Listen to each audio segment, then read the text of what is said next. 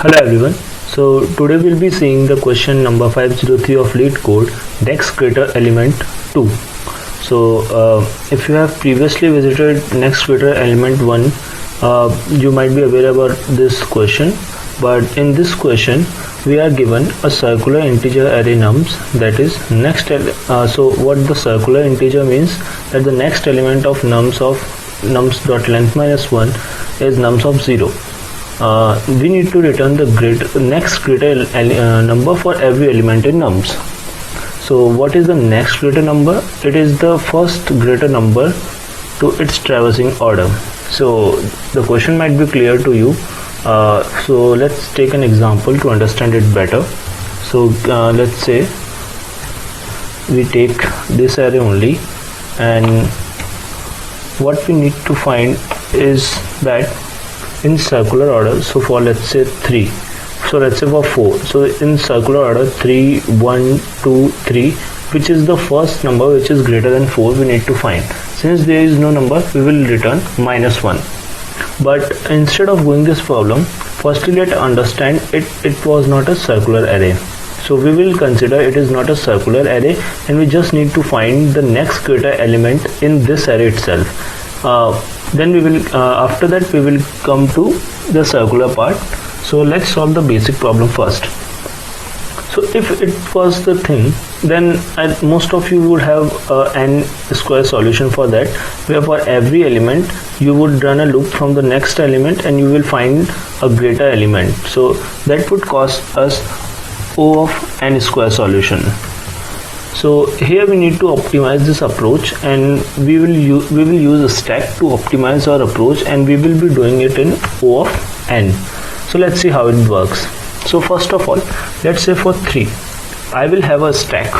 Let's say stack.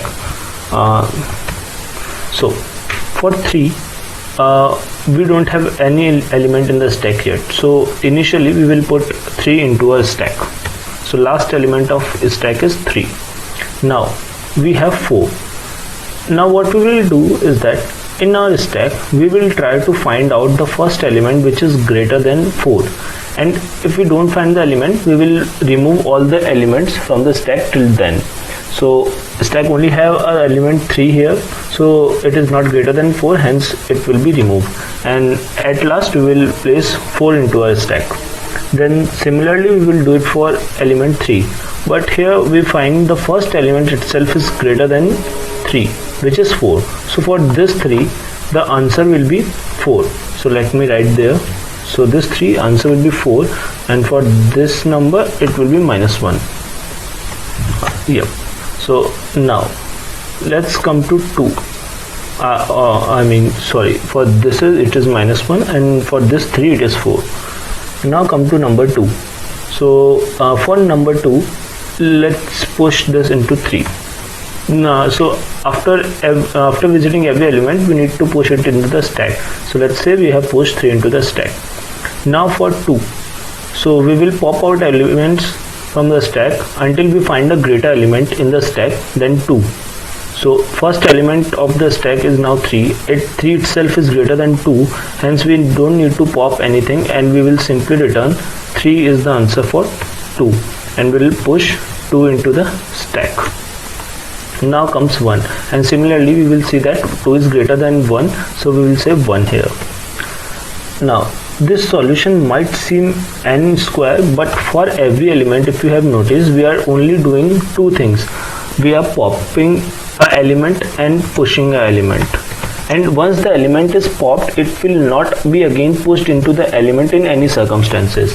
And why this is working, the logic behind this reason is that, so suppose let's say I have currently my pointer is on 4th element, so I is on 4. Now I know if any element to the right of 4 is not the answer for 4, that element will never be an answer for this left subarray. Am I making sense? So let's say there was 2 1, there were many elements right there. So if 1 2 3 were not a solution for 4, they will not be in any case solution for this left subarray, because for them 4 will be the biggest, and that's why that approach worked. So now let's come to the original question. So here we have a circular array. So let's take, so what can we do to accommodate circular array is that we can use this same array and we can append it, and what we will do now, we will use window technique. So here for element 2 the array will be 3, 4, 3 and then 1. So here what we can do, for element 2 the array will be 3, 4, 3 then 1. So by just moving and shifting pointers we can accommodate the circular nature of the array.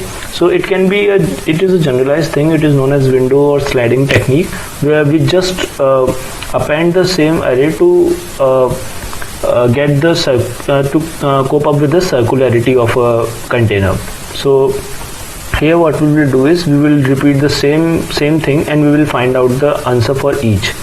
So for 2 the answer will lie in the right side, for 1 the answer will lie in the right side. So this is how we will going to code it. So I think we should code it, and it would make more sense once we start coding it. So first is that I will have a stack of integer s as we discussed, and I will also have a vector of int, let's say it is a resultant vector, n is equals to nums dot size. One more thing is that we don't actually need to append the array. What we can do is that we can just do it logically. So what I will do is that I will keep a pointer I. So it is the let's mark the index. So it's 0, 1, 2, 3 and 4. So what I will do is that now I know the length of the appended array would be 10, but what I will do is that once it comes to 4 I will say 5 ampersand. So 4 let's say the length of this array is 5. So I will use the modulo operator and I will wrap around as it come to end. So for 4th index I will take a modulo with 5 and it will be 4 index, but when the index will become greater than 4, so let's say 5 it becomes, so I will take the modulo with 5 and it will give me 0.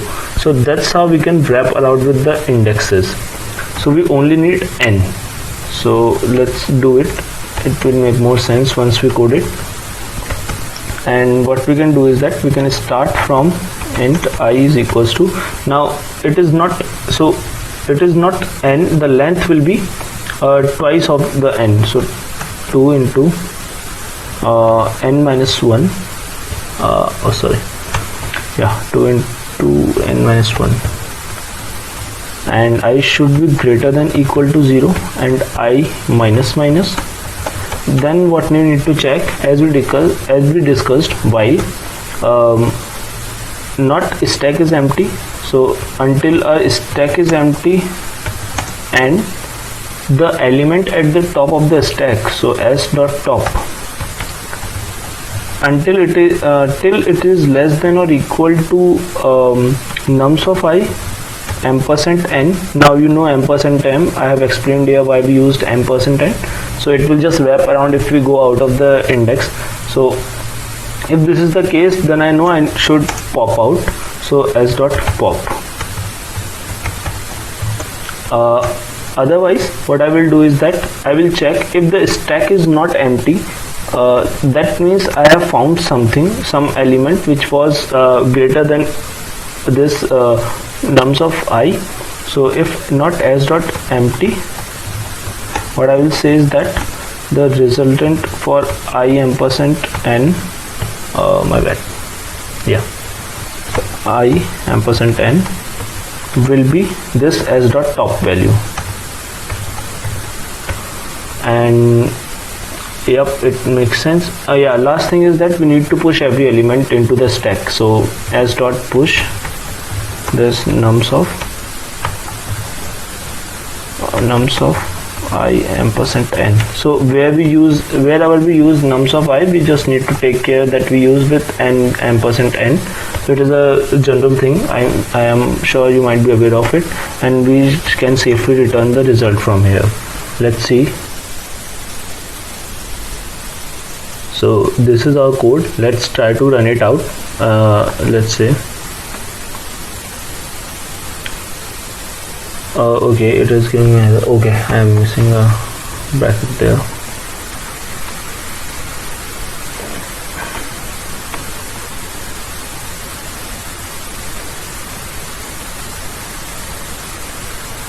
Yeah, it is working. Let's try it. Oh, okay, it was empty input, I think. Oh, sorry. So let's try for this case.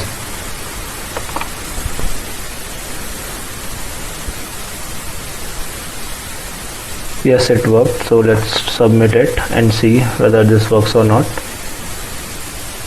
Yeah, it worked. So that's how we will going to code it. So thank you everybody.